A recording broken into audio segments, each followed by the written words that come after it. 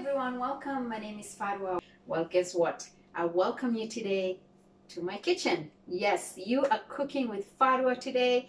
I am making chapati. You can say chapati, you can say roti, you can say, in Somali we say sabayet. Yes, did you hear what I said? Can you repeat it? Sabayet. Or you can say chapati, or you can say roti. Now, or paratha. Most of the stores now actually you'll find frozen paratha. It's already, the dough is already prepared. It's ready to go. You just take it home. It's frozen, and when you come home, just put it in your pan and it's good to go. But believe me, it's not the same as homemade chapati or roti or sabayet. So I am here. I'm going to show you different ways on how you can roll your dough. Okay, so the dough is ready. I prefer to make my dough a few hours, maybe 2 hours prior before I cook. So it's all ready. So I've set up here in couple of different groups. So I have this kind of mid-size dough. I'll show you what to do with this. And then I have small ones here. And then I have a tiny bit small ones. So I'm going to show you 5 different ways on how you can roll your chapati, roti, or sabayet. So the small one is actually for chapati, roti. A lot of Pakistani Indians, they make a lot of this. Love it myself, but I'm a big fan of the other one than the chapati, or you'd say roti. So roti usually, ideally, you eat with a sauce. Okay, and then this is similar to what I'm actually making the other two, but it's just a different way of rolling your dough.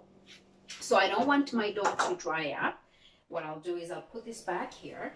Now, the best way to do this is you can either do with your, with your hands. You can knead with your hands, or what you can do actually is, if you have a KitchenAid, you can use your KitchenAid and do your dough. Okay, so I didn't do a video on the dough mixing. If you'd like for me to do that, put in your message, say show us how, and I'll be more than happy to do so. The reason I didn't do it, it's standardized. A lot of people do know how to make it, but they're not too familiar on different ways of how you roll it.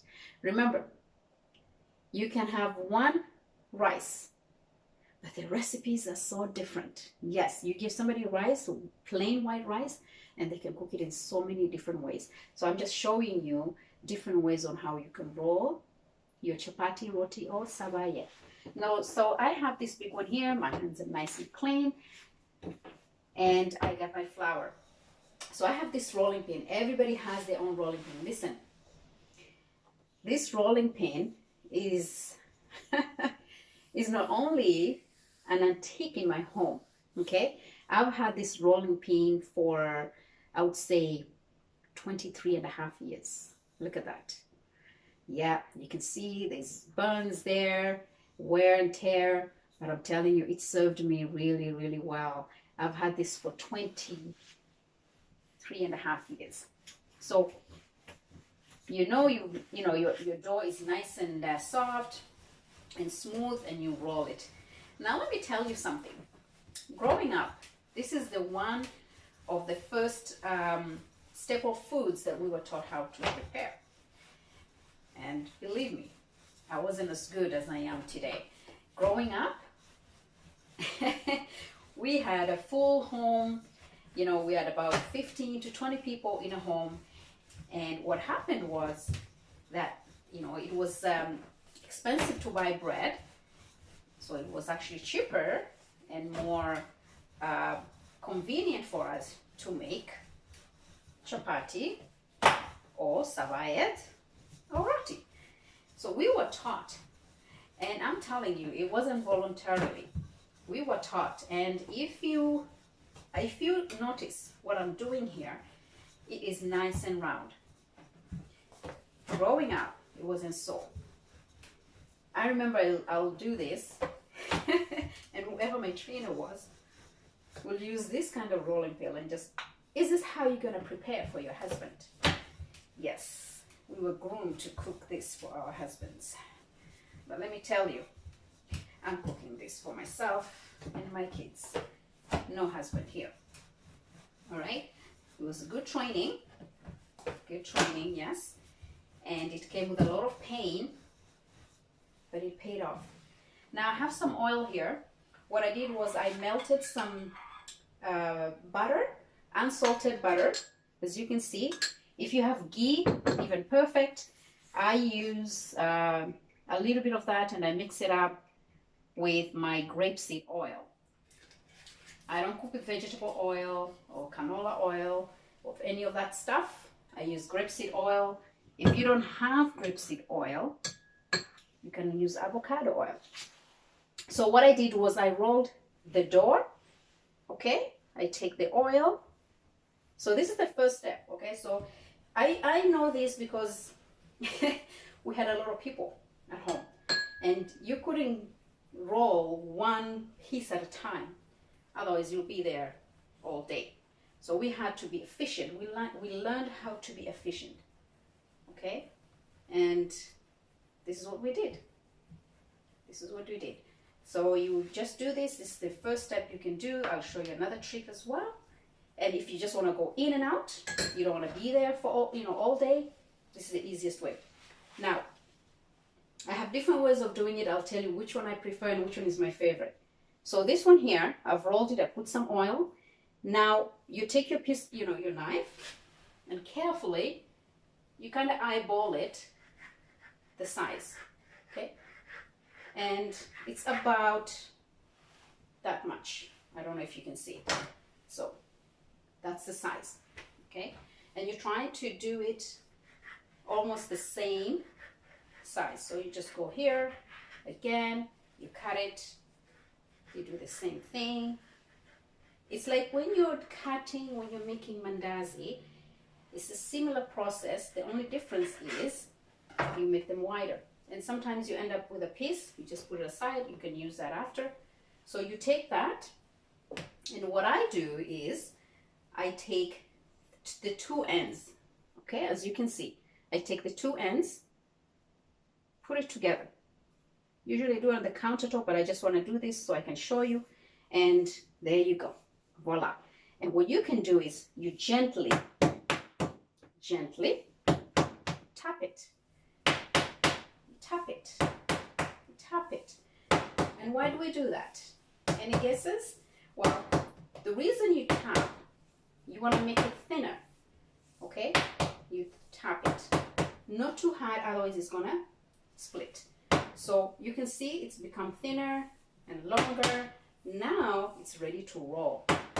So you start from the end and you roll. So you take that end and you roll. Okay, you can do it like that. Okay, and as you can see, there you go. You just go down like that in circle, and it becomes a beautiful, like, a coil. Remember the mosquito coils? And you just put the bottom pit at the bottom, and you got the perfect coil. Okay, so that's the first way of doing it. So I'm just going to do this quickly here. Okay, so you do that again, and then you tap it, and you tap it. It's fun. Usually when I make this, I try not to do this first thing early in the morning because I know it's going to wake up the kids. So I'm doing this, it's late afternoon, I'm not worried, and you just roll it. And if you find it's a little bit big, if it's getting too thick, just cut it, nip it, tuck it at the bottom, and there you go. Okay, you do the same thing. Okay, you just put the ends together, you stretch it, you go like that, you stretch it. So it's easy. You stretch it like that, like so. And as you stretch, it becomes thinner again. You roll it. Now don't make it too tight, okay? Just try to be flexible with it and not too loose, because you want the dough to stick together, okay? And I can feel it's a bit thick. I nip it and it's good to go. Here's the last one. You do the same thing. So growing up, that's what we were taught. We were taught how to make the best chapati. And literally, the girls in our neighborhood, we used to compete who would make the best chapati. I'm telling you. Okay, so that's my first piece there. As you can see, it's a perfect coil. All right. Remember the mosquito coil? And I have these pieces here. I usually keep it aside because I end up getting one and I'll make that. Okay, so that's the first step. So you can do that if that's easy for you, or you can do the next step I'm going to show you and you will see. Now cooking, growing up as young girls was a must. It wasn't even an option. These kids these days, they are lucky, I'm telling you. I'm telling you, the girls and the boys this age, they got it easy. I have a 17-year-old daughter, and I tell her, I said, you know, your age, man, the responsibilities, who can relate to this? Who can relate to this? At the age of 11, 12, you're actually in the kitchen cooking for the entire family. If you relate, you know what? Put in a message, because who's feeling me right now? Who's understanding exactly what I'm talking about? You know, at the age of 12, 13, 14, you're taking care of the entire household. And I'm telling you, we used to make this for about 15 to 20 people daily. Not once, no. It was daily. Daily. I have a friend of mine. I was cooking one day at her house and we did this. And she looked at me, she's like, I don't know how you're doing this, you know? Because she learned a different way. And I said, man, mine? She learned cooking this in her adult years. I learned cooking this at the age of 11. Yeah, 11. You would think I would hate it, right? No, I love it because my kids love it. We do this, my daughter loves doing this. She doesn't go in the stove yet, but she can easily prepare this. Okay, so this is the same process. You put oil, and the reason you do this because it'll come out nice and crisp later on when you cook it. So you don't put too much, maybe a tablespoon and a half. I'm not very good at giving instructions, but let's see. Okay. All right, so you do that like so. Now this one here, you know how you make a cinnamon roll? Exactly. All right, so you just take from here and you roll it just like you would make a cinnamon roll, and you gently roll it. Okay, and you got that one big long there. Okay, now what you do is, again, this is like eyeballing it. Sometimes you get a big smaller, and sometimes you get, a big, bigger, so you end up cutting it. I'm showing you a shortcut to save you time, in the kitchen. I know with the pandemic, a lot of people are out there baking and cooking. They're tired. Ramadan is coming up. I know majority of people also that I know will be fasting. So this, if you want to make something quick and fast for your kids, for your family, it's very easy, and you're in and out and you're gone. Okay, so as you can see, I chopped it into pieces depending on how long it is, and I'll show you exactly. And this is how it becomes. Okay, and what you do is, as I cut it, you just go like that. You just go like that. Okay, you go like that. You see that? You have the the coil. Yes. Go like that. Again, gently. Go like that. Okay. So this is another way of rolling your roti. So far you've learned how to do 2 ways of doing it. Okay. So you got that. We have a few here, right? enough to fill a family. Okay, so you have this one here. This one here is one of my favorite ones, by the way. Okay, I remember, let me show you something. I remember I was doing this and I was at my friend's house, as I mentioned before, and I didn't realize she was just looking at me. So what I do is, instead of doing what I did right now, when I know I have time and I'm just like, you know what, I'm gonna take my time today, I do this. So I cut all of this individually at a size, that size basically. So my friend noticed I'll just take and I'll just be like cutting it, and I'll be like just going in and just taking so much time in each individual piece. She's like, what's going on? I said, oh, you have no idea. This is very therapeutic for me. So you take, so if you don't want to do the first two, what you do is you take, if you don't have a lot to make, okay? If you're making a lot, this will take you quite a long time. So what I do is I just take one, I roll it like I did before, put some oil, and I'll show you exactly what to do. So tell me, what is your favorite first dish? Favorite first dish you learned how to cook, and what's your least favorite? I know a lot of people growing up in my community, especially girls, they had to learn how to cook, clean, take care of the house at a very, very young age. As you can see, I'm not using a lot of flour. Reason being, my dough is beautiful. I just love when it's in harmony with you. You know, like you're just feeling it. You know, there are times you just do it and everything just goes wrong. You know, hopefully I'm not, you know, speaking too soon. I haven't put it in the oven yet, in the pot yet, sorry, in the pan, if I may say. Now, so you do this exactly, all right? Now, this is what I do. You take your spoon, right at the center, you draw a line, and you bring it down.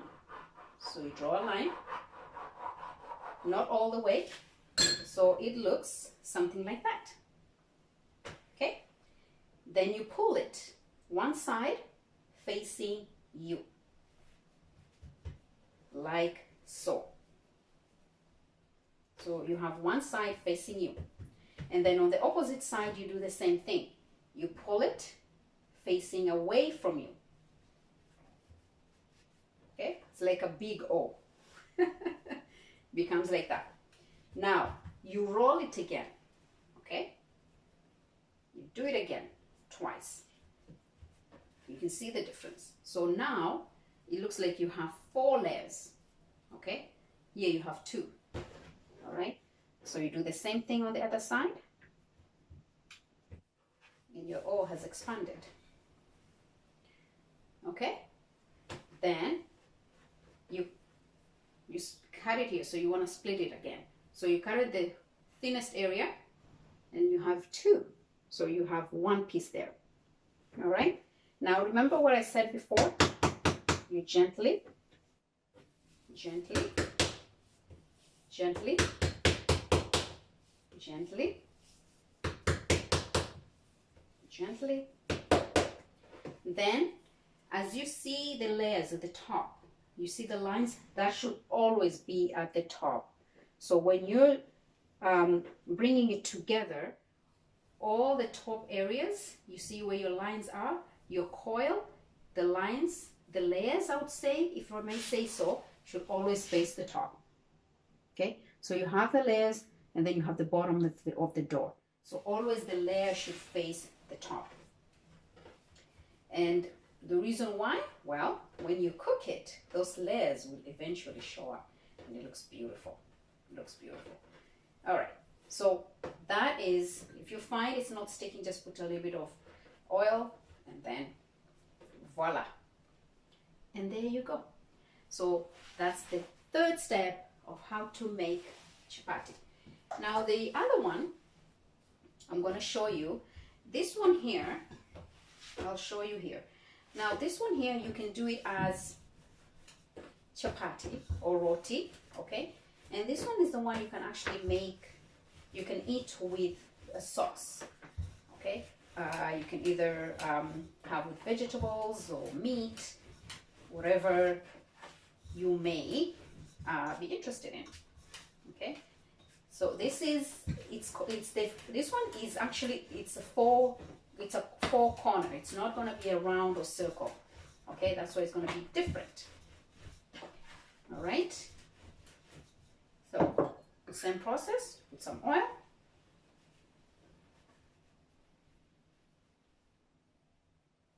I know a lot of people use this as chapati as well, the four corner process. That was something, was a no-no in our home. You could never do a four square sabayed or chapati. Roti, that's fine, okay? So it's in a square form. You take half, so from the bottom, from the end, right here, you go into the center. So you fold it. You know how you fold, a bed sheet? So you take it to the center. Okay? Then this end here, you bring it and bring it in the center. And this is how it looks like. Okay? What's the next step? The next step, this end here, let me bring it closer to you. This end here, you bring it to the center. This end here, you bring it to the center. And when you roll it, it becomes a square. Okay? So the other half, you bring it here, you bring this here, you bring it here, like you're folding. Basically, that's what it is. And that's it. Okay? So when you roll this, it becomes a square. So this is our way of doing. How many did I show you? I showed you 1, 2, 3, 4 ways. Okay? I know I was going to show you 5th, but you know what? It didn't make sense. I'm going to take this and make one here. Just for the time's sake, I have 5 different ways of rolling. Basically, no, 4 different ways of rolling chapati, roti, or sabayed. Okay, so join me in a few minutes as I roll and I get my pan ready, and I'll show you exactly how it looks when you cook each one of them. Thank you. See you soon.